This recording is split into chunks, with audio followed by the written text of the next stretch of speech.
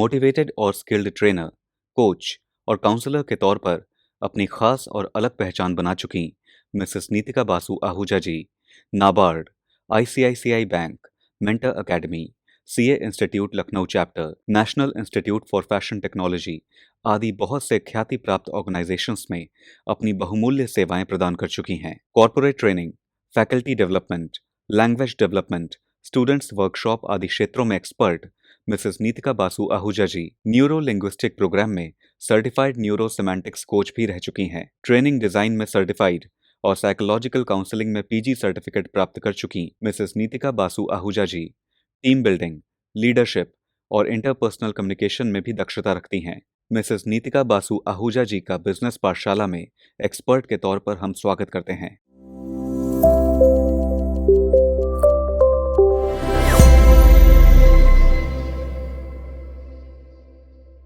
नमस्कार, मेरा नाम नितिका बासु आहूजा है और आज जो हमारा टॉपिक है उसके बारे में बात करके डेफिनेटली आपको भी बहुत मज़ा आएगा और मुझे तो मज़ा आता ही है, क्योंकि आज का जो टॉपिक है वो है कि हम कैसे अपने ग्राहकों को के साथ लंबी अवधि तक संबंध बना के रखें।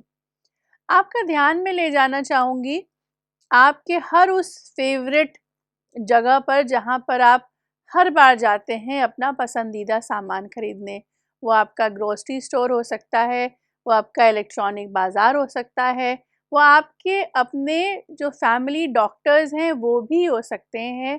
कोई भी ऐसी जगह जो आपके परिवार का हिस्सा बन चुका हो, जिसकी ज़रूरत पड़ने पर आप सिर्फ़ उसी आउटलेट या उसी व्यक्ति के पास जाना पसंद करते हैं। अगर आपका ध्यान मैं उस तरफ ले जा पाई हूँ, तो अब मैं आपसे ये सवाल पूछूंगी कि आप वहाँ पर ही या उन्हीं के पास, उन्हीं के आउटलेट पे या उन्हीं के शॉप पर जाना क्यों पसंद करते हैं जब भी आपको ज़रूरत हो। जी हाँ, तो जवाब जैसा आपने सोचा है वही जवाब मेरे पास भी है, क्योंकि उस व्यक्ति या उस शॉप पर जो उस शॉप को चलाते हैं या जो वहाँ पर आपसे डील करते हैं, उनके साथ आपका एक व्यक्तिगत संबंध बन चुका है। उनका बातचीत करने का तरीका या आपको डील करने का तरीका या जिस तरीके का सामान वो आपको देते हैं, उसकी गुणवत्ता, उसकी क्वालिटी या फिर जिस तरीके से वो आपका ध्यान रखते हैं, इन सारी बातों की वजह से आप हर बार हमेशा उन्हीं के पास जाना पसंद करते हैं। तो जी हाँ, यही आज का टॉपिक है कि कैसे हम लंबी अवधि तक अपने ग्राहकों के साथ संबंध बनाए रखें, जो ना सिर्फ लंबी अवधि तक हों बल्कि वो प्रभावी भी हों।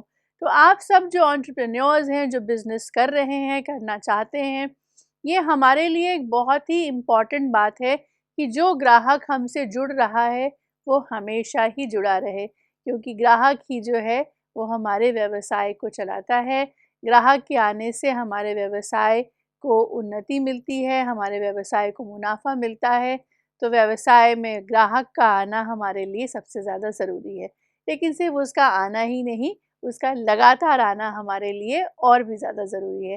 तो आइए इस टॉपिक की चर्चा करते हैं थोड़े से विस्तार में, ताकि आप भी इसके जो पॉइंटर्स हैं, जो इसके मुख्य बिंदु हैं, उसका लाभ उठा सकें। तो सबसे पहले, जैसे कि अभी तक हम चर्चा कर ही रहे थे कि दीर्घकालीन संबंध बनाना बहुत आवश्यक है, क्योंकि इससे हमारी बिक्री बढ़ती है।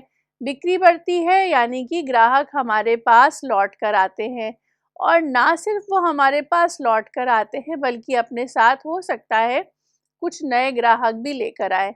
और ये सब तभी पॉसिबल है जब आपके संबंध प्रभावी हो और साथ ही साथ दीर्घकालीन हो, यानी कि आपका जो ग्राहक है वो आपके साथ लंबे समय से जुड़ा हुआ है। आप ही के पास वो हर बार अपनी ज़रूरतों को पूरा करने के लिए आता है। वो ज़रूरत ग्रॉसरी रिलेटेड हो सकती है, वो इलेक्ट्रॉनिक्स हो सकती है, कोई आप स्पेशलाइज्ड प्रोडक्ट बेचते हैं उसकी ज़रूरत हो सकती है, डॉक्टर हो सकते हैं। किसी भी तरीके के व्यवसाय में हम हो, जब हमारे पास ग्राहक लगातार लौट कर आता है, तब हम उसे दीर्घकालीन संबंध कहते हैं। और साथ ही साथ ये इस बात का भी इंडिकेटर होता है कि हमारा जो संबंध है वो प्रभावशाली है। किसी के कुछ और कहने पर वो ग्राहक हमें छोड़कर कहीं जाता नहीं है। तो आइए अब समझते हैं कि वो कौन से बिंदु हैं या वो कौन सी बातें हैं जिनको फॉलो करने से हमारे संबंध प्रभावी और दीर्घकालीन बनेंगे। तो आइए समझते हैं हमारे दीर्घकालीन और प्रभावी संबंधों के लिए कौन से मुख्य बिंदु हैं, उसकी हम चर्चा करते हैं। तो सबसे पहला और सबसे ज़रूरी है संचार। संचार, जैसा कि आप और हम सभी जानते हैं, हमारे हर रिश्ते के लिए आवश्यक है, हमारे व्यवसाय के लिए आवश्यक है। जहाँ पर भी हमारे व्यक्तिगत संबंध स्थापित होते हैं किसी के भी साथ, वो बेसिकली हमारे कम्युनिकेशन के माध्यम से ही होते हैं।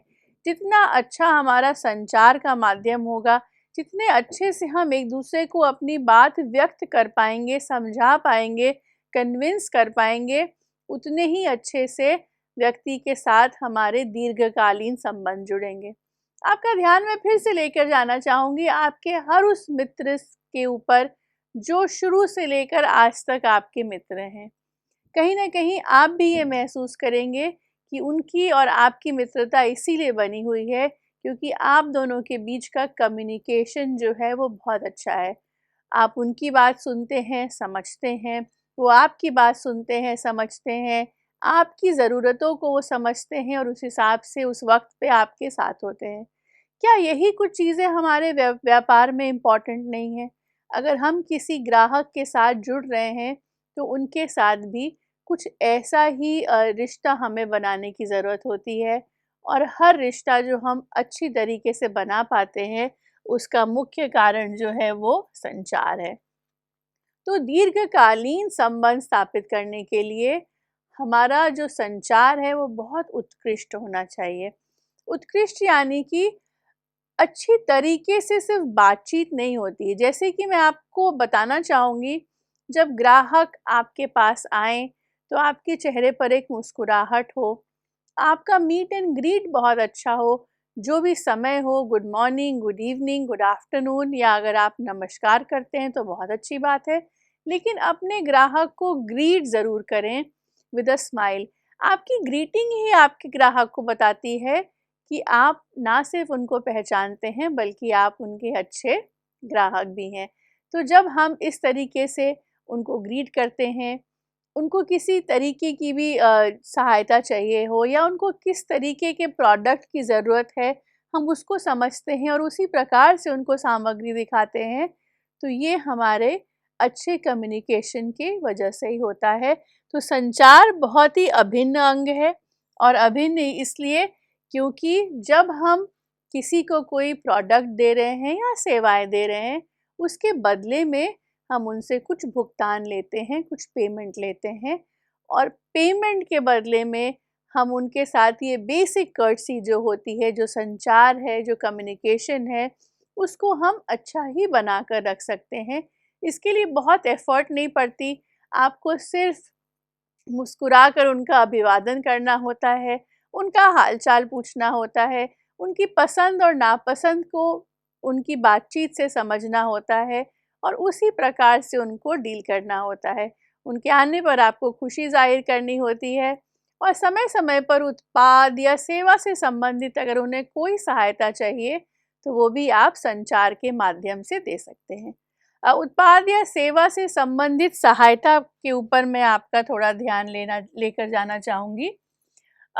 ऐसा नहीं है कि आपको कुछ एक्स्ट्रा उनके लिए एफ़र्ट करना है। मान लेते हैं आपका प्रोडक्ट जो है, आपके यहाँ पे आपने काम शुरू किया है। जैसे कि मान लेते हैं कि आपने डाइट स्नैक्स के प्रोडक्शन का काम शुरू किया है, यानी कि जो आजकल तरह तरीके के बीज हैं जिनको हम लोग हेल्दी ईटिंग मानते हैं, आपने उसको रोस्ट करके उसका व्यवसाय शुरू किया है।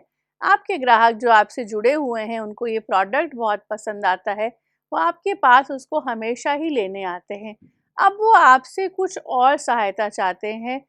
हो सकता है कि आप किसी एक बीज को रोस्ट करते हैं और उनको कुछ और भी सामान चाहिए या कुछ अच्छी क्वालिटी का सामान चाहिए, जो हो सकता है नट्स हों, तो वो आपके पास तो नहीं है, लेकिन आप डेफ़िनेटली उनको सजेस्ट कर सकते हैं कि वो कहाँ पर जाकर इस कार्य को या इस सामान को ले सकते हैं, या फिर आप भी प्रोक्योर करके उनके लिए उसे अपनी शॉप पे रख सकते हैं ताकि जब वो अगली बार आएँ तो आपसे वो ले सकें। तो ये छोटी-छोटी सी सहायता जो है वो हमारी लोगों के लिए बहुत जिसको कहते हैं इम्पोर्टेंट होती है, और ये सारा कुछ हमारा कम्युनिकेशन का हिस्सा होता है। कम्युनिकेशन यानी कि सिर्फ बातचीत नहीं, वर्बल भी और नॉन वर्बल भी। तो आपका ये जो सहायता का एफर्ट है, ये बेसिकली एक एक्शन है, एक नॉन वर्बल कम्युनिकेशन है, जिसके माध्यम से आप ग्राहक को बताते हैं कि आप उनकी केयर करते हैं, और इसी वजह से आपके और उनके संबंध लंबे समय तक बने रहे। तो ये थी संचार की उपयोगिता। आइए आगे और भी बिंदुओं को समझते हैं कि वो हमारे लिए कैसे प्रभावशाली संबंधों को बनाए रखने में मदद करेंगे। तो दूसरा जो हमारा इम्पॉर्टेंट बिंदु है, ये बेसिकली एक ऐसे पॉइंट तो नहीं है, लेकिन ये बेसिकली आपका जो व्यक्तित्व है उसके बारे में बात करता है। व्यक्तित्व यानी कि हम सभी व्यवसाय में हैं और हम सबका उद्देश्य तो अपने प्रोडक्ट को बेचना है या अपनी सेवाओं को अपने ग्राहकों तक पहुंचाना है, और इस चक्कर में हम लोग कई बारी बहुत सारी ऐसी बातें पिच करते हैं या अपने ग्राहकों को बताते हैं जिसकी वजह से वो उस प्रोडक्ट को लेना पसंद करते हैं या प्रेफर करते हैं। ऐसे में कई बार ऐसा होता है, हम बहुत सारी ऐसी बातें भी बता देते हैं जो शायद हमारे प्रोडक्ट में नहीं है, लेकिन ये शायद थोड़ी सी गलत बात हो जाती है। इसीलिए आपकी जो संभावित ग्राहक हैं उनसे ईमानदारी बरतना, उनके साथ ईमानदार रहना बहुत आवश्यक है। और अगर आपके उत्पाद या फिर प्रोडक्ट जिनकी आप बात कर रहे हैं या फिर सेवाएं यानी कि सर्विसेज जो आप उन्हें देना चाहते हैं वो उनकी ज़रूरतों को नहीं मीट आउट कर पा रहे हैं, तो ऐसे में अपने उन प्रोडक्ट्स को या सर्विसेज को उन पे फोर्स ना करिए। यहाँ पर आपको अपने विचारों में खुलापन रखने की आवश्यकता है। अगर आप ईमानदारी से उनके साथ यहाँ पर डील करेंगे तो वो आपके साथ ज़रूर जुड़ेंगे जब भी उनको उन प्रोडक्ट्स की ज़रूरत होगी जो आपके पास है। तो अगर आप ईमानदार हैं और अपने ग्राहकों को अपने प्रोडक्ट्स या सर्विसेज के बारे में सही जानकारी दे रहे हैं, वो जानकारी जो उनकी ज़रूरतों को पूरा करती हैं, और साथ ही साथ वो कुछ बातें जो शायद उस प्रोडक्ट में नहीं है, तो आपका ग्राहक आप पे भरोसा करता है, आप पे ट्रस्ट करता है। और विश्वास मानिए, भरोसा ही जो है वो हर एक व्यवसाय को उन्नति की ओर लेके जाता है। अगर आपका ग्राहक आप पे भरोसा कर सकता है तो वो बार बार लगातार आपके पास आएगा और आपके बारे में कई और लोगों को बताएगा। तो आपके प्रोडक्ट की जो विशेषताएं हैं वो आप उनको बताइए, और साथ ही साथ समय समय पर उनसे पूछते रहिए कि वो सेवाएं या वो प्रोडक्ट्स या उत्पाद जो आपने उन्हें दिए हैं वो किस प्रकार से कार्य कर रही है, यानी कि उसका परफॉर्मेंस कैसा है या उसका इफ़ेक्ट कैसा है, प्रभाव कैसा है, अच्छा है, नहीं अच्छा है, तो आप उसमें क्या सुझाव दे सकते हैं। तो जब आप इस तरीके से अपने ग्राहकों से बातचीत करते हैं, उनके साथ ईमानदारी बरतते हैं, उनका भरोसा जीत लेते हैं, तो अपने आप ही ग्राहक आपके साथ लंबे समय तक के लिए जुड़ जाता है, और साथ ही साथ आपका ये जो रिलेशनशिप है कस्टमर का और आपका, ये बहुत ही प्रभावशाली हो जाता है। तो बहुत ज़रूरी है कि हम ईमानदार रहें, अपने बारे में, अपने प्रोडक्ट्स के बारे में सही जानकारी दें, और समय समय पर हम अपने ग्राहकों के साथ चेक भी करते रहें कि ये प्रोडक्ट उनके साथ किस तरीके से काम कर रहे हैं। आगे बढ़ते हैं और समझते हैं कि हम कैसे अपने जो ग्राहक हैं उनको आकर्षित कर सकें। तो बिक्री बढ़ाने के साथ साथ एक अच्छा संबंध बनाना बहुत आवश्यक है, इसकी चर्चा हम कब से कर ही रहे हैं, लेकिन अब हमको ये भी समझाना है कि आप जो उत्पाद बेच रहे हैं उससे आपके ग्राहकों को क्या मदद मिलेगी, ये उत्पाद उनकी कैसे मदद कर सकता है। जैसे कि मान लेते हैं आपने काम शुरू किया है पेन किलर ऑयल्स का, ठीक है। अगर आपने पेन किलर ऑयल्स का काम शुरू किया है तो आपके पास जो भी ग्राहक आएगा वो ज़रूर उसी समस्या से जूझ रहा होगा, इसीलिए आपके पास आएगा। तो ऐसे में बहुत ज़रूरी है कि आपकी ये सेवा या जो उत्पाद आप दे रहे हैं वो उनकी कैसे मदद कर सकते हैं। अगर आपने उन क्वालिटीज़ को अगर आपने उन क्वालिटीज़ को या जो भी पोषक तत्व हैं या जो भी इंग्रेडिएंट्स हैं वो किस प्रकार से उनकी मदद करेंगे उनकी किसी भी प्रकार के दर्द से राहत दिलाने में, अगर आप यहाँ पर उनको ये अच्छे से बता पाते हैं, अपनी बात को समझा पाते हैं, तो आपका जो ग्राहक है वो आपके प्रोडक्ट्स एंड सर्विसेज की तरफ आकर्षित होता है। तो अगर हम सही इन्फॉर्मेशन दे सकते हैं, अपने प्रोडक्ट्स के बारे में सही जानकारी दे सकें और कोशिश करें कि हम अपने ग्राहक की ज़रूरत का अंदाज़ा लगाएं और उस हिसाब से उनको अगर हम पिच करें तो वो ग्राहक भी हमारे पास लंबे समय तक बना रहता है, हमारे पास आना पसंद करता है, क्योंकि हमारे पास वो सामग्री है, वो प्रोडक्ट्स है जिसकी उनको ज़रूरत है। और अगर हमने उनकी ज़रूरत समझ ली तो उन्हें आकर्षित करना हमारे लिए बहुत आसान हो जाता है। इसीलिए हमको हमेशा ध्यान रखना है कि हम ज़रूरत के हिसाब से अपने प्रोडक्ट्स एंड सर्विसेज को डिस्प्ले करें या फिर बताएं, ना कि जितनी भी चीज़ें हमारे पास है सब के बारे में बात कर लें। अगर आप ज़रूरत का अंदाज़ा लगा के कार्य करेंगे तो आपका ग्राहक ये समझेगा कि सामने वाला व्यक्ति जो है वो हमें समझता है, हमारी ज़रूरतों को समझता है। वहाँ पर जाकर हमें बहुत बात नहीं करने की ज़रूरत होती है, हमारा काम बहुत आसानी से और जल्दी हो जाता है। तो ऐसे में आपके और आपके ग्राहक के संबंध मजबूत होते हैं, वो लंबे समय तक चलते हैं और बहुत ही इफ़ेक्टिव होते हैं। आगे बढ़ते हैं और कुछ और बातें सीखते हैं जो आप इस्तेमाल कर सकते हैं। तो आगे जो बिंदु है वो है पर्सनलाइजेशन यानी कि निजीकरण। आप सबके फ़ोन पर आजकल तो व्हाट्सएप भी बहुत ज़्यादा जो है तेज़ी से चल रहा है, साथ ही साथ इंस्टाग्राम, फेसबुक और यहाँ तक कि आपकी ईमेल्स, आप उनको कभी भी चेक करेंगे तो आपको उसमें बहुत सारे मैसेजेस मिलते हैं, बहुत सारे मैसेजेस फॉरवर्डेड होते हैं, बहुत सारे कॉपी पेस्ट होते हैं। क्या आप उन सबको पढ़ना पसंद करते हैं? जहाँ तक मेरा सवाल है, मैं तो नहीं पढ़ती हूँ क्योंकि मुझे वो बहुत आम मैसेज लगते हैं। लेकिन अगर किसी ने मेरा नाम लिखकर मुझे स्पेशली कोई मैसेज भेजा है या मेरा नाम लिख के मेरी ज़रूरतों को समझते हुए मुझे कोई मैसेज भेजा है या ईमेल ड्रॉप किया है, ऐसा कभी भी नहीं होता कि मैं उस मैसेज को ना देखूं या मैं उन प्रोडक्ट्स की डिटेल को ना पढ़ना पसंद करूं।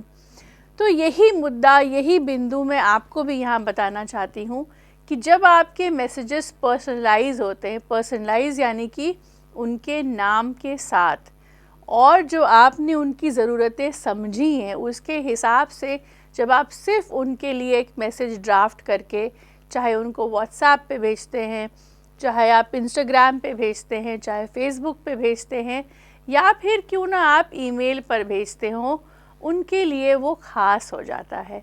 जब किसी को भी हम ख़ास मैसेज भेजते हैं तो उसके नाम से भेजते हैं और इससे हमारे संबंध हमेशा ही अच्छे होते हैं, क्योंकि हमें लगता है किसी ने हमें याद किया है, राइट। तो जब कोई किसी को नाम लेके याद करता है तो उसकी इम्पोर्टेंस हमेशा बढ़ जाती है। और ग्राहकों को व्यक्तिगत मेल भेजने से आपकी कंपनी द्वारा जब आप भेजते हैं तो वो बहुत मूल्यवान महसूस करते हैं। जैसे कि मैं अपना एक्सपीरियंस शेयर करना चाहूँगी, बहुत सारे ऐसे नए स्टार्टअप्स हैं जिनके साथ मैं जुड़ी हूँ, जिनके प्रोडक्ट्स मैं यूज़ करती हूँ। वो हेयर केयर हैं, वो क्रीम्स हैं, और यहाँ तक कि वो कई सारी ऑयल्स हैं जिनका मैं इस्तेमाल करती हूँ। और समय समय पर इनके व्हाट्सएप मैसेजेस मेरे पास आते हैं, लेकिन उसमें कभी भी एक जनरल मैसेज नहीं होता, उसमें हमेशा ही वो मैसेज मेरे नाम के साथ होता है। हाय नितिका, हम आपके लिए आपकी ज़रूरतों को समझते हुए ये मैसेज बनाकर ये सामान लेकर आए हैं, हमारी वेबसाइट को चेक करिए। तो जैसे ही मैं उस मैसेज को पढ़ती हूँ और उसमें मेरी ज़रूरत मेंशन होती है, जो एक्चुअली मेरी ज़रूरत है, तो मैं उनकी वेबसाइट पर उस प्रोडक्ट को चेक करती हूँ। तो अगर आप भी कुछ इस तरीके का कार्य शुरू करें, अपने ग्राहकों के साथ उनको पर्सनलाइज मैसेजेस भेजें, ना सिर्फ अपने प्रोडक्ट्स की बल्कि समय समय पर जितने त्यौहार हमारे आते हैं उस पर भी उनके नाम के साथ अगर उन्हें मैसेज भेजें तो उन्हें भी अच्छा लगेगा, वो इम्पॉर्टेंट महसूस करेंगे और आपके साथ उनके संबंध और भी अच्छे होते चले जाएंगे। आइए अब समझते हैं एक और महत्वपूर्ण बिंदु जिससे हम अपने ग्राहकों के साथ बहुत ही अच्छे संबंध बना के रख सकते हैं, जो बहुत ज़रूरी भी है। वो है अपने संभावित ग्राहकों का ध्यान रखें और उन्हें बहुमूल्य समझें।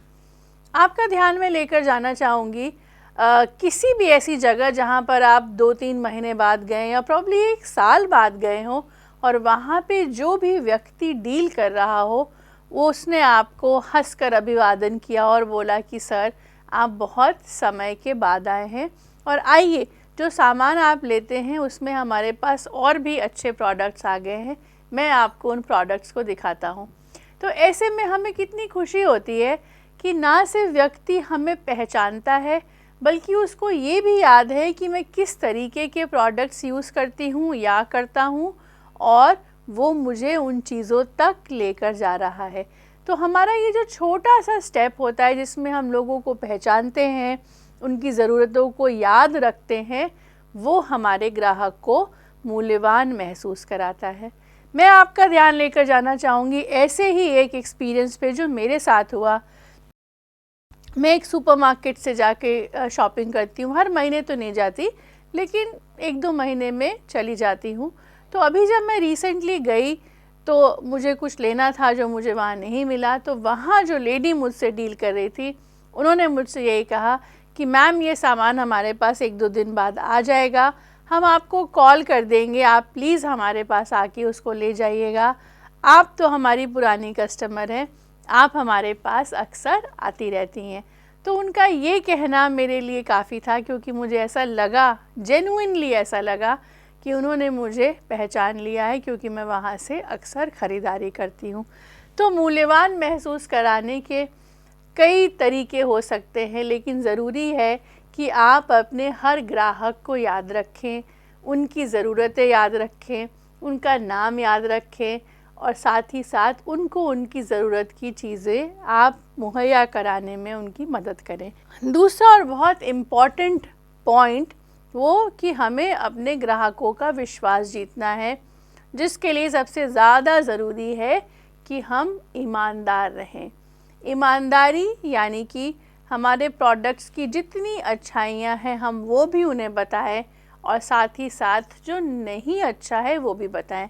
जैसे कि कई बारी अगर आप कोल्ड प्रेस्ड ऑयल में डील कर रहे हैं, आपने व्यवसाय शुरू किया है, तो आपने कोल्ड प्रेस्ड ऑयल की तो सारी अच्छाइयाँ उनको बता दी, उन्हें पता है, लेकिन उसकी शेल्फ़ लाइफ कम है, ये अगर आपने नहीं बताया तो आपने कुछ बातें छुपा ली।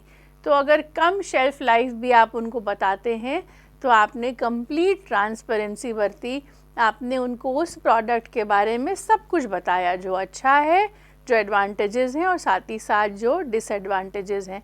तो जब हम ईमानदारी के साथ अपने प्रोडक्ट्स की अच्छाइयाँ, कमियाँ या फिर जो शॉर्ट कमिंग्स जिसको हम कह सकते हैं, जो एक्चुअली कमियाँ नहीं है पर शॉर्ट कमिंग्स हो सकती हैं, वो खुल कर बताते हैं, तो हम अपने ग्राहकों का भरोसा जीतते हैं, विश्वास जीतते हैं, एक ट्रांसपेरेंसी मेंटेन करते हैं।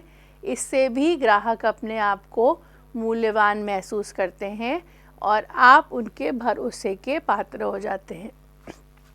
और जब आप ईमानदारी बरतते हैं तो इस ईमानदारी की सराहना की जाती है। वो सराहना किससे करते हैं? ऑब्वियसली अपने परिचितों से करते हैं और वो परिचित को वो अपने साथ आपके पास लेकर आते हैं। तो ना सिर्फ आपके जो पुराने ग्राहक हैं उनके साथ आपके दीर्घकालीन और प्रभावी संबंध बनते हैं, बल्कि जो वो अपने साथ संभावित ग्राहक लेकर आते हैं उनको भी आप दीर्घकालीन ग्राहकों में कन्वर्ट कर ले जाते हैं और उनके साथ भी आप प्रभावी संबंध बना सकते हैं।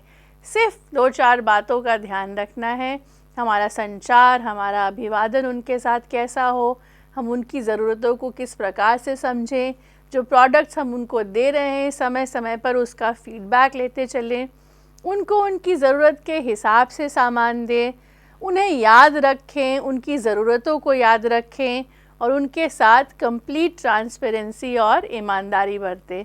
तो ये है तो सुनने में या देखने में कुछ बहुत ही कॉमन यानी कि आम बिंदु, लेकिन इनको जब आप अपने व्यवसाय में इस्तेमाल करते हैं, इनको फॉलो करते हैं और इस तरीके से आप अपने ग्राहकों के साथ डील करना शुरू करते हैं, तो वो डेफ़िनेटली जो आम बातें हैं वो आपके लिए ख़ास परिणाम लेके आती हैं, इम्पॉर्टेंट रिज़ल्ट लेके आती हैं, आपकी बिक्री में बढ़ोतरी होती है और साथ ही साथ आपको मुनाफा भी अच्छा मिलता है।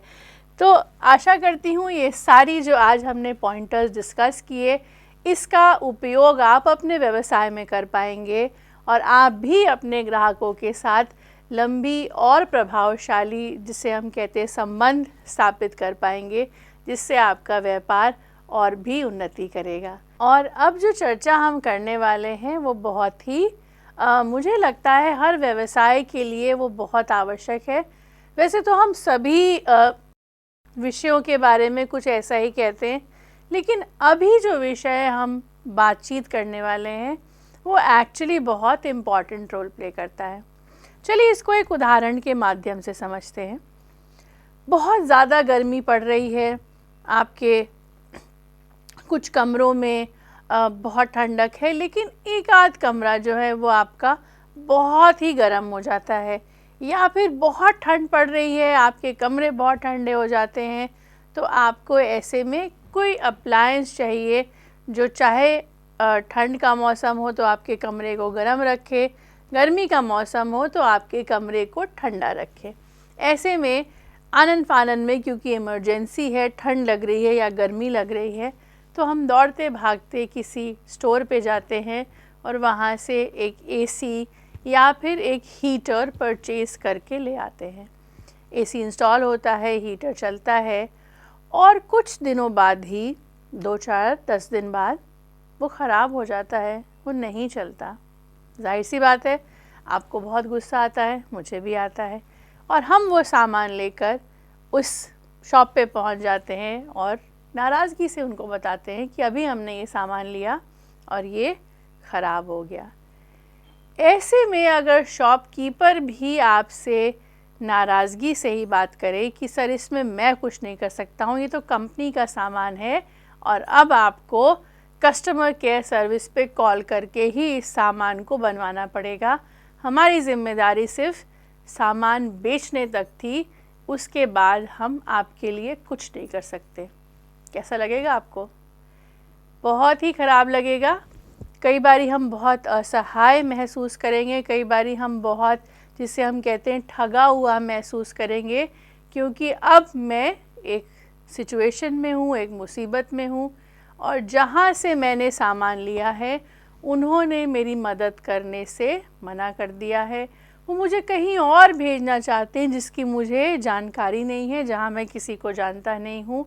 ऐसे असमंजस की स्थिति, कठिन स्थिति हम सब के साथ आती है और ऐसे में फिर हम उस प्रोडक्ट को या उससे जुड़ी हुई कंपनी को नापसंद करना शुरू कर देते हैं।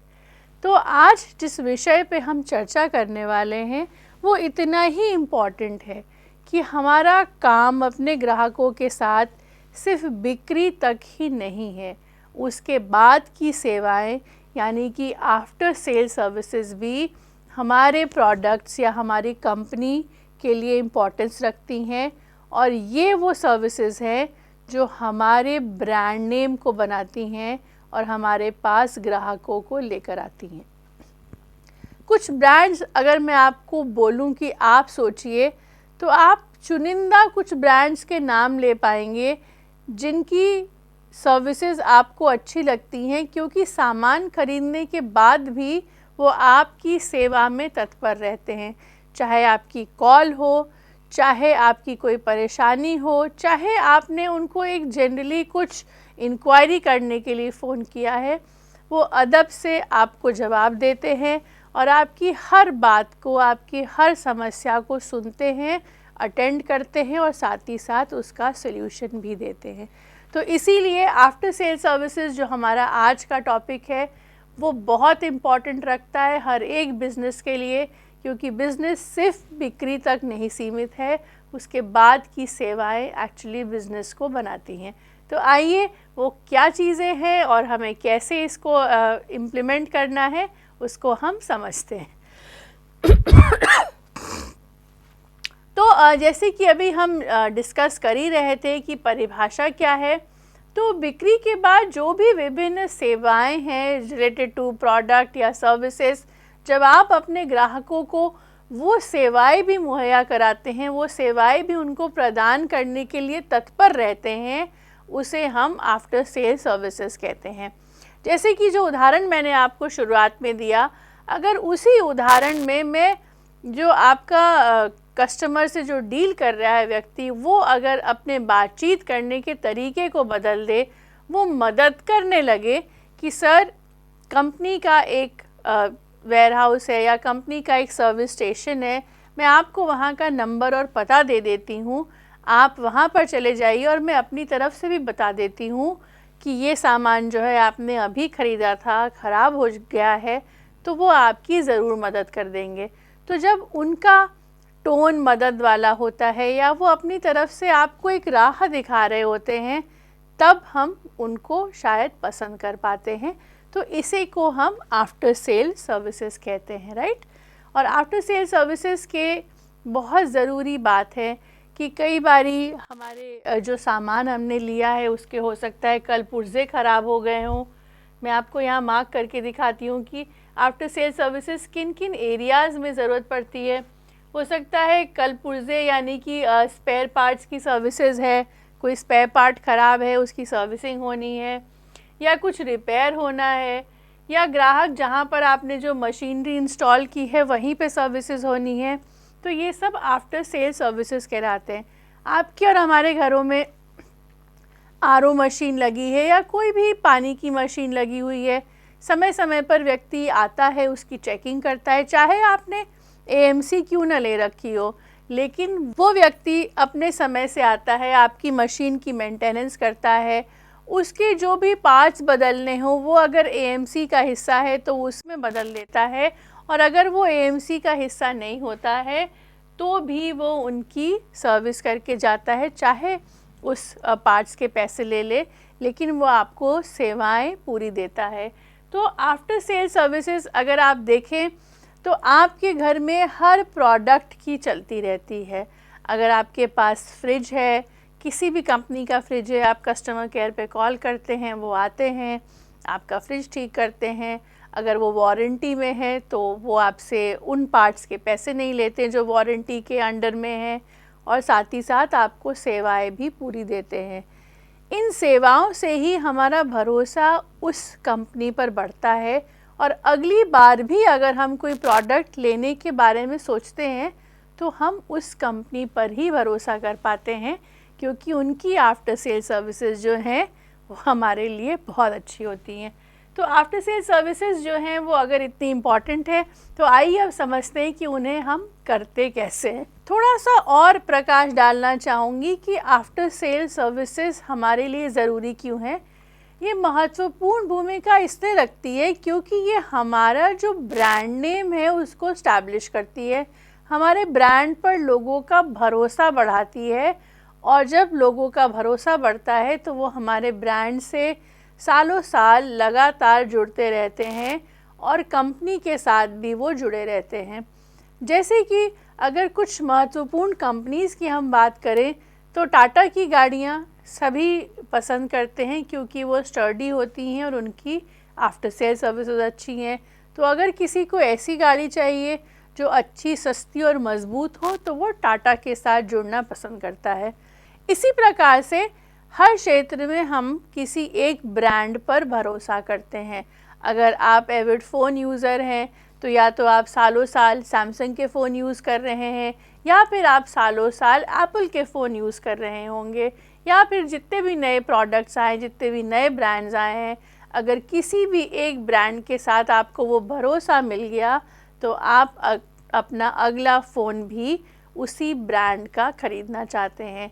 तो ये सिर्फ इसीलिए हो पाता है क्योंकि आफ्टर सेल सर्विसेज जो हैं वो हमें अच्छी मिलती हैं। आइए अब आगे बढ़ते हैं और देखते हैं कि किस प्रकार की सेवाएं हमें प्रदान करनी है या फिर क्या तकनीकी है आफ्टर सेल सर्विसेज प्रदान करने के लिए। तो इसे हम थोड़ा सा विस्तार में समझेंगे, क्योंकि यही वो बातें हैं जो हमारे ब्रांड नेम को इस्टेब्लिश करेंगी और साथ ही साथ हमारे कस्टमर का भरोसा जीतेंगी और हमारे ग्राहकों को हमारे ब्रांड के साथ हमेशा जुड़े रहने के लिए प्रेरित करेंगी। तो सबसे पहले और सबसे ज़रूरी, कंपनी के बिक्री विभाग के कर्मचारियों को डील करने के बाद भी ग्राहकों के संबंध में बने रहना चाहिए।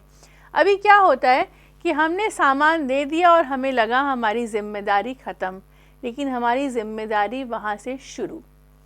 जो भी आपने प्रोडक्ट दिया है वो कैसा काम कर रहा है, उसका फीडबैक कैसा है, उसकी क्वालिटी कैसी है, जिस पर्पज़ से आप उस प्रोडक्ट को लेके गए थे क्या वो पर्पज़ आपका मीट आउट हो रहा है या नहीं हो रहा है, आपको क्या अच्छाइयाँ लग रही हैं उस प्रोडक्ट में या फिर क्या कमियाँ समझ में आ रही हैं। अगर इस तरीके की बातचीत जो भी व्यक्ति डील कर रहा है वो अपने ग्राहक के साथ करता रहेगा, तो ग्राहक को ये ज़रूर एहसास होगा कि कोई है जो ये समझना चाहता है कि प्रोडक्ट्स किस तरीके से वर्क कर रहे हैं। जैसे कि आप अपनी कार सर्विसिंग के लिए किसी भी सर्विस स्टेशन पे जाते हैं, आपकी गाड़ी सर्विस होके आती है तो आपके पास एक फ़ोन कॉल आता है कि सर अभी जो आपकी गाड़ी सर्विस होके आई है उसकी परफॉर्मेंस आपको अब कैसी लग रही है, सर्विसिंग कैसी हुई, आप इसको क्या रेटिंग देना चाहेंगे आउट ऑफ 1 to 10। ये वही बात है जो मैं आपसे कह रही हूँ कि कर्मचारी जो भी डील कर रहा है वो ग्राहक के संपर्क में रहना चाहिए, उनसे उसे फीडबैक समय समय पर लेते रहना चाहिए। दूसरा इम्पॉर्टेंट बात, उन्हें कुछ समय पर बुलाते रहना चाहिए। जैसे आपके यहाँ आप एक कॉफ़ी मीट ऑर्गेनाइज़ कर सकते हैं, आपके जितने ग्राहक हैं उनके साथ आप एक न्यू ईयर्स के इवेंट पर उनको कॉफ़ी पे बुला सकते हैं, क्रिसमस पे बुला सकते हैं, दिवाली के बाद आप एक छोटा सा इवेंट रख सकते हैं। ऐसे समय समय पर बुलाते रहने से आपको 2 फ़ायदे होते हैं। एक तो आप डेफिनेटली आफ्टर सेल सर्विसेज की बात कर रहे हैं तो उनके जो फीडबैक हैं वो आप प्रत्यक्ष रूप में ले सकते हैं, उनकी जो फीडबैक में सजेशंस हैं उनको आप इम्प्लीमेंट कर सकते हैं। और साथ ही साथ अगर आप कोई नया प्रोडक्ट लॉन्च करने वाले हैं तो आप उसके बारे में भी उनको वहाँ जानकारी दे सकते हैं। क्योंकि आपका ब्रांड नेम ऑलरेडी क्रिएट हो चुका है, तो आप अगर अपने नए प्रोडक्ट की जानकारी इन इवेंट्स में देंगे तो वो व्यक्ति ज़रूर, अगर उसको ज़रूरत है या उसको वो आकर्षित करता है, तो वो उन प्रोडक्ट्स या सर्विसेज को भी इस्तेमाल करना ज़रूर चाहेगा। तो समय समय पर बुलाते रहने से आपके जो नए लॉन्चेस हैं या जो नए प्रोडक्ट्स आने वाले हैं उनके बारे में उनके साथ 1-on-1 बात करने से या जनरली कॉफ़ी के ऊपर उनके साथ एक फ़ीडबैक शेयर करने से आपकी जो दीर्घकालीन सेवाएं, आप आफ्टर सेल सर्विसेज की बात करते हैं, वो इन सम वे आप उसको कर रहे होते हैं। तीसरा, उन्हें आवश्यक सहयोग दें। सहयोग यानी कि ये नहीं कि आप उनके लिए कुछ काम कर रहे हैं, पर आपके प्रोडक्ट से जुड़ी हुई अगर कोई जानकारी उनके पास है या उन्हें चाहिए तो आप वो जानकारी उन्हें दे सकते हैं। जैसे कि अगर आपने कोई कार ख़रीदी है और आपको ये चाहिए कि उसके जो टायर्स हैं वो चेंज हो सकते हैं या चेंज होने चाहिए, या फिर बहुत चल चुकी है गाड़ी, अब उसको थोड़ा सा अपग्रेड करने की आवश्यकता है, तो अगर ये पॉइंटर आप नोट कर सके और उन्हें बता सके, या फिर वो आपसे पूछते हैं तो आप उन्हें बता सकें कि कौन से ब्रांड के टायर्स वो यूज़ करें, कौन सी जगह से जाकर वो ख़रीदें जिससे कि उनको सही सामान मिले, तो कहीं ना कहीं ये भी आफ्टर सेल सर्विसेज का ही हिस्सा बन जाता है। ये भी एक टेक्निक है जो काम करती है। कोई भी उत्पाद जो टूटा हो या क्षतिग्रस्त हो, उसे अगर बिक्री विभाग के कर्मचारी तुरंत बदल दें या उस कंप्लेंट को रजिस्टर कर दें और उस पर एक्शन लें, तो वो भी आफ्टर सेल सर्विसेज का हिस्सा बनता है। इस वाले पॉइंट पर मैं आपके साथ अपना एक पर्सनल किस्सा शेयर करना चाहूँगी। अभी बहुत ठंड पड़ रही थी, उसके पहले हमने जाकर एक जैकेट ख़रीदी है कंपनी से, और क्योंकि तब बहुत ठंड नहीं थी तो वो जैकेट नहीं पहनी गई, और जब बहुत ठंड पड़ी तो वो जैकेट पहनी गई। और जैकेट पहनने के पहले दिन ही जैसे थोड़ा सा अपना हाथ स्ट्रेच किया गया, उस जैकेट की सिलाई खुल गई। अब क्योंकि वो जैकेट नई थी लेकिन उसका टैग हट चुका था, क्योंकि हमने उसे पहन लिया था, उसकी फ़िट हमें अच्छी आती थी, और वो अब फट गई। तो ऑब्वियसली एक बारी ये क्वालिटी का मामला है तो उनको जाके बताना था। हम गए उस शॉप पे, हमने कंप्लेन की, तो उन्होंने कहा कि हम आपको इसे सिल के दे देंगे। सिलने के बाद कोई गारंटी नहीं है कि उसकी सिलाई दोबारा ना खुले। तो हमने कहा कि हमें इस प्रोडक्ट का एक्सचेंज चाहिए। तो काउंटर पे बैठे कर्मचारी जो हमारे साथ डील कर रहे थे, उन्होंने हमारी एक्सचेंज रिक्वेस्ट को हमारे सामने ही अपने सीनियर को कॉल करके डाला, और उनके सीनियर ने भी बहुत आराम से हमसे बात की और बोला कि मैम कल तक मैं आपको इसके बारे में बता दूंगी कि इसका क्या प्रोसेस होगा। एट द सेम टाइम वो कर्मचारी जो हमसे डायरेक्ट बात कर रहे थे, उन्होंने फ़ोन रखने के बाद हमसे ये भी कहा कि मैम अगर कंपनी कुछ नहीं करेगी तो मैं अपनी तरफ से ज़रूर इसमें कुछ करने की कोशिश करूँगा, क्योंकि आप हमारे यहाँ से अक्सर सामान लेते हैं और आपको इतनी सर्विसेज प्रोवाइड करना हमारे लिए बहुत ही सम्मान की बात है। तो कोई भी सामान जो क्षतिग्रस्त हो, टूट गया हो, और आपको लगता है कि आप उसे बदल सकते हैं या कंपनी की वो वारंटी में आता हो, तो उस समय अपने ग्राहक को इंतज़ार ना कराएं। ये सेवाएं अगर आप उनको आसानी से उपलब्ध करा देंगे तो आपकी आफ्टर सेल सर्विसेज की तारीफ़ होगी, आपकी कंपनी की ब्रांड इमेज और अच्छी बिल्ड होगी, और कस्टमर का भरोसा या फिर आपके साथ जुड़ाव जो है वो बढ़ता ही जाएगा। और आने वाले हर समय में वो जो भी प्रोडक्ट्स लेते हैं, अगर वो आपकी कंपनी का है, अगर आपकी कंपनी उन प्रोडक्ट्स को लेकर आती है, तो वो ज़रूर आप ही की कंपनी के प्रोडक्ट्स को लेना पसंद करेंगे। तो ये थी कुछ तकनीकी जिनके थ्रू आप आफ्टर सेल सर्विसेज अपने ग्राहकों को प्रोवाइड कर सकते हैं। इसके अलावा किस तरीके से आप अपने ग्राहकों तक पहुंच सकते हैं वो भी हम थोड़ा सा आपको बताएंगे। तो कंपनी पे ज़रूरी नहीं कि हमेशा सबके पास टाइम हो कि वो आपके पास आके कंप्लेन करे या फिर आपको कॉल करके कंप्लेन करे। कई बारी कुछ लोग दूर दराज होते हैं, अपने ऑफिस में बैठे काम कर रहे होते हैं, उनके लिए एक्सेसिबिलिटी उनका लैपटॉप होता है, उनका कंप्यूटर होता है। तो बहुत ज़रूरी है कि आपकी कंपनी की एक वेबसाइट हो जिसमें एक ऐसा सेक्शन हो जहां पर ग्राहक अपनी शिकायत को दर्ज कर सके, यानी कि घर बैठे बिना फ़ोन उठाए भी ये काम हो सके। ऐसे में अगर अपने वेबसाइट पे कोई टैब बना के रखा है जहाँ पे कंप्लेंट रजिस्टर हो सकती है, तो ग्राहक के लिए बहुत आसानी हो जाती है।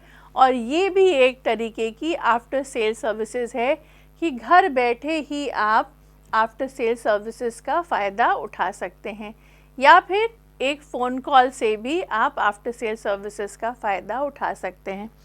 बहुत रिसेंटली बहुत सारे ऐसे एग्ज़ाम्पल्स हैं जिनकी मैं बात करना चाहूँगी, जो मेरे पर्सनल एग्ज़ाम्पल्स हैं, और वो सिर्फ वेबसाइट के माध्यम से ही सॉल्व हो पाए हैं, क्योंकि ना मेरे पास उनका कोई नंबर था, लेकिन एक मेल भेजने से उन्होंने मेल पढ़ी या नहीं पढ़ी मुझे नहीं पता, लेकिन जैसे ही मैंने वेबसाइट पे कंप्लेंट डाली वैसे ही जो है मेरे साथ चैट करने के लिए कोई आ गया, और बहुत ही जल्दी उन्होंने मेरी समस्याओं का समाधान किया, मेरी शिकायतों को सुना और उसको सॉल्व करने की कोशिश की।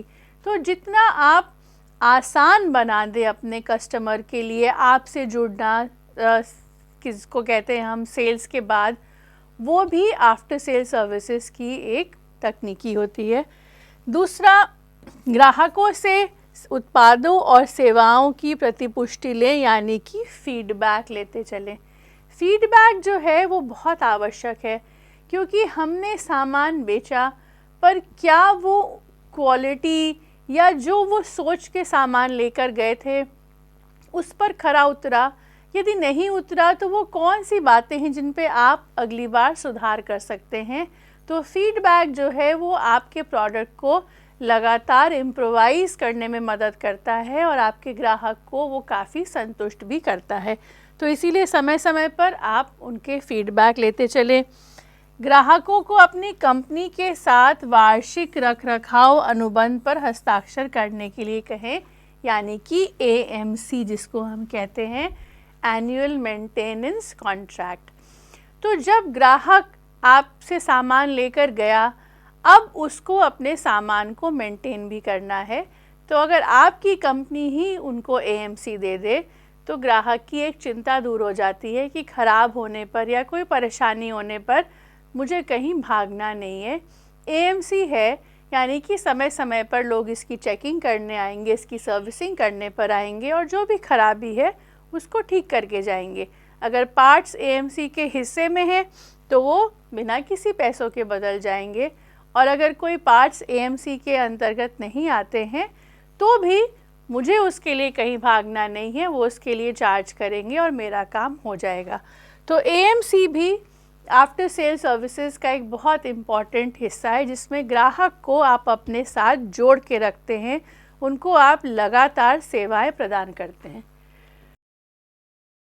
आखिरी पॉइंट, विनिमय की नीतियां पारदर्शी और ग्राहक के पक्ष में होनी चाहिए। जब एक्सचेंज पॉलिसीज़ हैं वो भी ग्राहक के पक्ष में हो तो ग्राहक जो है वो आफ्टर सेल सर्विसेज से खुश रहता है। इस बिंदु की मैं चर्चा करना चाहूँगी क्योंकि आज के समय में ई-कॉमर्स जो है वो बहुत प्रचलित है। हम में से हर कोई ई-कॉमर्स यानी कि किसी भी वेबसाइट पर या किसी ऐप के माध्यम से शॉपिंग करता है, और इन जगहों पर एक्सचेंज पॉलिसीज़ जो हैं वो ग्राहकों के लिए इतनी सिंपल हैं कि आपको कोई भी सामान आपने मंगवाया, आपको नहीं पसंद आया, आप उसको एक्सचेंज कर सकते हैं। यही सुविधा अगर आप अपने कस्टमर को दे सकें तो कस्टमर के लिए ये आफ्टर सेल सर्विसेज कहलाती है। सामान आपको अच्छा लगा, नहीं अच्छा लगा, इतने दिन आप ट्राई कर सकते हैं, इतने दिन बाद ये सामान वापस हो सकता है।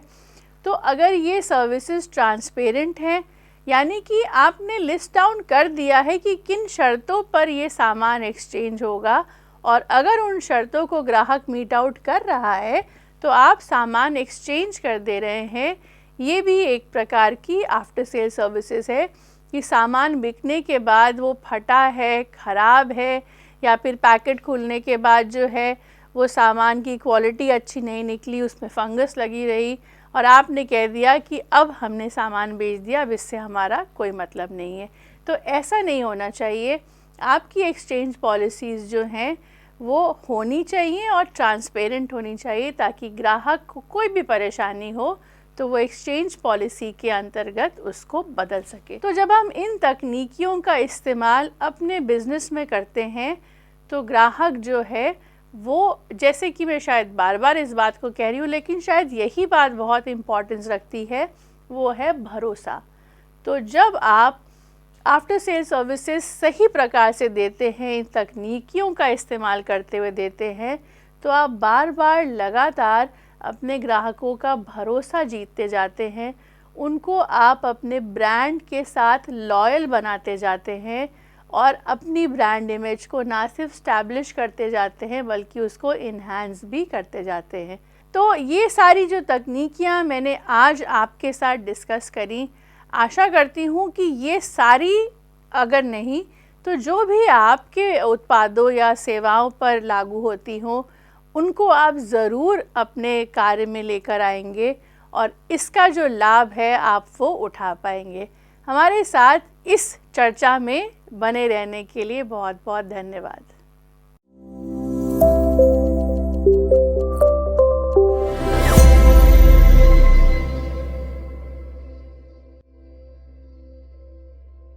आज का वर्ड ट्रेड का वर्ड है, आज का वर्ड बिजनेस का वर्ड है। तो आज के इस दुनिया में अगर आप भी बनना चाहते हैं सफल एंटरप्रेन्योर, तो आपके सामने एक समस्या जो सबसे बड़ी आती है कि कौन सा बिजनेस करें या किस बिजनेस को ऑप्ट करें जिसमें विन विन सिचुएशन हो, ज्यादा कहा जाए कि लॉस होने की सिचुएशन ना हो, सिर्फ प्रॉफिट की ही सिचुएशन क्रिएट हो। तो उसके लिए चुनाव करना बहुत ही जरूरी है, उसके बारे में इंटेंसिव नॉलेज होना जरूरी है और मार्केट सिनेरियो के बारे में भी जानना जरूरी है। तो आज के इस सेशन में हम बात करने वाले हैं कुछ ऐसे ही innovative and amazing business ideas के बारे में जो कि रिलेटेड है आपके फ्रूट्स से। और खासकर आज हम बात करने वाले हैं papaya fruit based business ideas के बारे में। जी, पपाया से रिलेटेड बनने वाले प्रोडक्ट से आप अपना बिजनेस शुरू कर सकते हैं। तो चलिए आज के सेशन में हम 4 ऐसे बिजनेस आइडियाज आपसे डिस्कस करने वाले हैं। स्टार्ट करते हैं अपने पहले बिजनेस आइडिया से, जो कि रिलेटेड है आपकी पपाया कैंडी।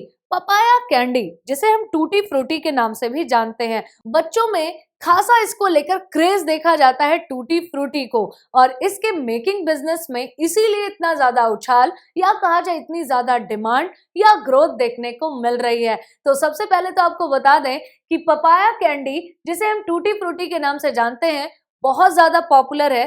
इसे अनराइप पपाया या फिर कहा जाए बिना पके हुए या फिर कच्चे पपाया से इसे बनाया जाता है। पपाया यानी कि हम बात कर रहे हैं पपीते की। इसमें कुछ अलग तरीके का फ्लेवर और टेस्ट आता है, जिसकी वजह से ये काफी ज्यादा फेमस है हर उम्र के लोगों के बीच में, और कलर्स इतने ज्यादा अट्रैक्टिव होते हैं जिसकी वजह से बच्चों में इसकी काफी डिमांड होती है। आपने देखा होगा कई तरीके के टॉपिंग्स वगैरह में इनका यूज किया जाता है, खासकर बेकरी प्रोडक्ट्स की अगर हम बात कर लें। जैसे कि आपने बेकरी प्रोडक्ट्स में देखा होगा, ब्रेड में, आइसक्रीम में, फ्रूट बार में, पुलाव वगैरह में, केक्स में, पेस्ट्रीज में, कस्टर्ड, श्रीखंड में, या फिर फ्रूट सैलेड वगैरह में येलो, ग्रीन और red different kind of colours में ये पपाया फ्रूट्स या फिर कहा जाए इन पपाया कैंडीज का यूज किया जाता है, जिससे कि काफी ज्यादा ये अट्रैक्टिव दिखते हैं और लोगों के बीच में इसकी अच्छी खासी डिमांड होती है। तो फिर देर किस बात की है,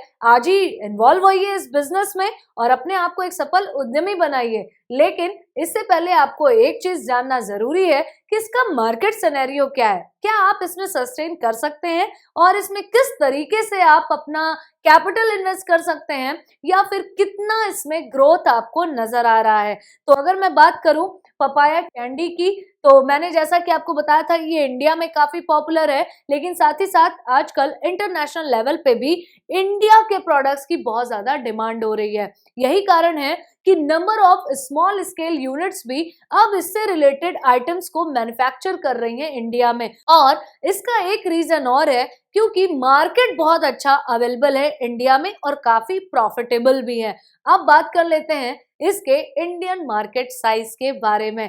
तो इंडिया में अगर 2021 तक देखें तो ऑलरेडी 14 मिलियन यूएस डॉलर का इसका मार्केट साइज हो चुका है, और 2025 तक प्रोजेक्ट किया जा रहा है कि 24.3 मिलियन यूएस डॉलर तक इसका मार्केट साइज हो जाएगा। यानी कि आपके लिए किसी भी प्रकार के डेंजर या रिस्क की कोई भी गुंजाइश नजर नहीं आती है। तो आज ही अडॉप्ट करिए इस बिजनेस आइडिया को और बनिए सफल उद्यमी। अब हम बात करेंगे आज के अपने दूसरे बिजनेस आइडिया के बारे में, वो भी रिलेटेड है आपके पपाया फ्रूट से ही, लेकिन अब हम डिफरेंट प्रोडक्ट की बात करने जा रहे हैं। जी, हम बात करने जा रहे हैं पपाया जैम मेकिंग बिजनेस की।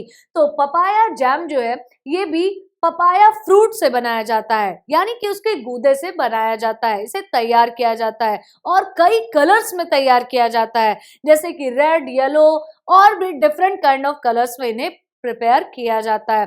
ये काफी न्यूट्रिशियस होते हैं, खाने में काफी डिलीशियस होते हैं और स्वास्थ्य के लिए भी अच्छे होते हैं। यही कारण है कि हर उम्र के लोगों द्वारा इसे पसंद किया जाता है। और अगर आप शुरू करना चाहते हैं इस पपाया जैम के बिजनेस को, तो बहुत वाइड लेवल पे या फिर कहा जाए कि बहुत ज्यादा कैपिटल की आपको जरूरत नहीं होती है। ये कस्टमर्स में काफी ज्यादा पसंद किया जाता है। तो अगर आप टेस्ट अच्छा देते हैं, आप क्वालिटी अच्छा देते हैं, तो आपके लिए इस बिजनेस को शुरू करना और इसमें सक्सेस पाना बहुत ज्यादा डिफिकल्ट होने वाला नहीं है। ये कई तरीके के फूड्स में, डेजर्ट्स, डिशेस में इसका यूज किया जाता है। अब हम जानेंगे इसके मार्केट सिनेरियो के बारे में, और उसमें भी सबसे पहले जानेंगे कि इसमें टारगेट जो है वो किस तरीके के कस्टमर्स पे है, या फिर कहा जाए कि जो इसके कंज्यूमर्स हैं वो सबसे ज्यादा कहाँ पे आपको देखने को मिलेंगे। तो जहाँ पे इस तरीके के फूड या कहा जाए कि ऐसे प्रोडक्ट्स को तैयार किया जाता है जहाँ पे इन्हें कहा जाए कि एज अ कॉम्प्लीमेंट्री सर्व किया जाता है, तो वो है आपके कैफेज, रेस्टोरेंट्स एंड कैंटीन्स, इसमें जितने भी टाइप के कहा जाए कि मोस्टली आप देखेंगे जो भी फूड वगैरह सर्व किया जाता है या प्रोवाइड किया जाता है उनके साथ जैम जरूर दिया जाता है। तो आपके लिए ये एक अच्छा मार्केट हो सकता है जहां पे आप अपने तैयार प्रोडक्ट्स को सप्लाई कर सकते हैं। अब जान लेते हैं इंडियन मार्केट साइज के बारे में और साथ ही साथ ग्लोबल मार्केट साइज के बारे में भी जानेंगे। तो यहाँ पे ऑलरेडी मैं आपको बता दूं 2021 तक इसका जो मार्केट साइज है वो 0.5 बिलियन यूएस डॉलर का हो चुका है और प्रोजेक्टेड है कि 2024 तक यही market size 3.1 billion US dollar का होने वाला है। अब अगर ध्यान दें इसके CAGR पे यानी कि कंपाउंड एनुअल ग्रोथ रेट पे, तो ये भी 3.7% तक रहने वाला है।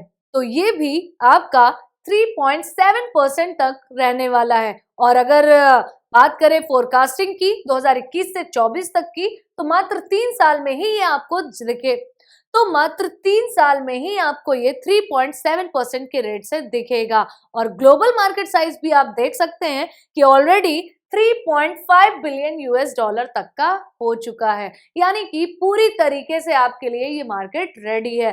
तो वेट मत करिए, आज ही अडॉप्ट करिए इस पपाया जैम बिजनेस को। अब हम बात कर लेते हैं आज के अपने तीसरे बिजनेस आइडिया के बारे में, जो कि रिलेटेड है आपके पपाया पिकल मेकिंग बिजनेस से। पिकल का नाम सुनते ही सभी की जुबान पे या कहा जाए सभी के अंदर एक टेस्ट, जो अचारी टेस्ट होता है, वो आ जाता है। अचार को हम एक चटनी के तौर पे भी देख सकते हैं, जिसे हम कहा जाए कि एक फूड की तरह नहीं, यानी कि हमने रोटी ले ली या फिर हमने पराठा ले लिया और सब्जी ले ली, ऐसे नहीं, लेकिन हाँ आप अपने फूड के टेस्ट के ऑल्टरनेटिव के रूप में इसका यूज कर सकते हैं, उसके सप्लीमेंट के तौर पे यूज कर सकते हैं। और ऐसा नहीं है, आपने बचपन से सुना होगा अक्सर आपके घरों में लोग अचार खाने से मना करते हैं, लेकिन फिर भी बनता है और घर में देसी तरीके से अगर तैयार किया जाए तो और भी ज्यादा लोग उसे पसंद करते हैं। क्यों? क्योंकि कहीं ना कहीं इसके हेल्थ से रिलेटेड भी बहुत सारे बेनिफिट्स हैं। जैसे अगर मैं बात करूं, कई तरीके के स्टार्टर वगैरह में, डिशेस में इनका तो यूज किया ही जाता है, लेकिन इसके हेल्थ से रिलेटेड भी बहुत सारे फायदे हैं। जैसे कि ये आपके डाइजेशन को इम्प्रूव करता है, ये आपकी बॉडी में होने वाले जो कॉन्स्टिपेशन की प्रॉब्लम होती है उसको भी रिड्यूस करने का काम करता है, और साथ ही साथ ये रिच सोर्स है आपके एंटीऑक्सीडेंट्स का। एंटीऑक्सीडेंट्स के ऊपर वर्क करने की वजह से ये आपकी स्किन के लिए भी काफी हेल्दी होता है, और इससे स्किन से रिलेटेड जो प्रॉब्लम्स होती हैं वो भी आपको बहुत कम दिखेंगी। अब जान लेते हैं कि अगर आप इंटरेस्टेड हैं इस बिजनेस में तो मार्केट सिनेरियो क्या है इसका। सबसे पहले हम बात करें अगर इंडियन मार्केट साइज की, तो इंडियन मार्केट साइज इसका ऑलरेडी 2022 तक 0.7 बिलियन यूएस डॉलर तक का हो चुका है, और ग्लोबल मार्केट साइज वहीं 3.7 बिलियन यूएस डॉलर तक का हो चुका है। प्रोजेक्ट किया जा रहा है कि 2027 तक यही मार्केट साइज बढ़ के 8.1 बिलियन यूएस डॉलर तक रहने वाला है। और ये काफी ज्यादा, अगर मैं बात करूं स्पोर्ट्समैन्स की, तो बहुत ज्यादा पॉपुलैरिटी ये गेन कर रहा है, यानी ये जो पपाया पिकल है, क्योंकि मैंने जैसा कि आपसे डिस्कस किया इसके हेल्थ से भी रिलेटेड बहुत सारे बेनिफिट्स हैं। तो वेट किस बात की कर रहे हैं, इतनी ज्यादा डिमांड है, ऐसी विन विन सिचुएशन मिल रही है, तो फिर आपका तो सफल उद्यमी बनना तय है। बस जानिए इस पूरे प्रोसेस के बारे में। अब हम बात करेंगे आज के अपने आखिरी और चौथे बिजनेस आइडिया के बारे में, जो कि रिलेटेड है आपके पपाया सॉस मेकिंग बिजनेस से, यानी कि ये भी कहीं ना कहीं पपाया से ही तैयार किया जा रहा है। सॉसेस को एक्चुअली आप जानते होंगे कि इंडिया में चटनी के नाम से ही जानते हैं, और लोगों में अपने खाने के तौर पे इसको काफी ज्यादा प्रयोग किया जाता है, और पुराने समय से हमारे यहाँ सॉसेस का यूज किया जा रहा है स्नैक्स वगैरह को डिप करने के लिए, उनके साथ तो खाने के लिए, खाने में भी लोग खाते हैं, ऐसा नहीं है कि भोजन में नहीं इसका प्रयोग करते। तो चलिए बात कर लेते हैं इस पपाया सॉस के बारे में। पपाया सॉस भी आपके पपाया फ्रूट से तैयार किया जाता है। ये काफी इजी है, काफी डिमांडेबल है, इसमें काफी ज्यादा न्यूट्रिएंट्स अवेलेबल हैं, बहुत ज्यादा टेस्ट में इसके वर्सेटैलिटी देखने को मिलती है, डिफरेंट काइंड ऑफ सॉसेस इससे तैयार किए जाते हैं, और जो कुक्स वगैरह होते हैं या फिर कहा जाए कि जो शेफ्स वगैरह होते हैं, वो कई तरीके के पार्फेट्स और स्मूदीज वगैरह, वो जो कुक्स या शेफ्स वगैरह होते हैं वो अपने फूड में, खासकर अगर हम बात करें परफेक्ट्स और स्मूदीज वगैरह को बनाने में सॉसेस का बहुत ज्यादा यूज करते हैं। पपाया सॉस का यूज आप देखते होंगे कि मैरिनेट वगैरह में भी किया जाता है और साथ ही साथ आप इन्हें देखेंगे light cakes, ice cream, chicken, pork और फिशेस वगैरह को खाने के लिए भी किया जाता है और ये खाने में काफी टेस्टी होता है, काफी हेल्थ के लिए भी अच्छा होता है, इसलिए इसका प्रयोग लगातार बढ़ता जा रहा है और यही कारण है कि भारत में इसकी मैन्युफैक्चरिंग यूनिट्स की संख्या भी लगातार बढ़ती जा रही है। तो चलिए, अगर आप भी शुरू करना चाहते हैं ये बिजनेस तो बात कर लेते हैं इसके मार्केट सिनेरियो के बारे में।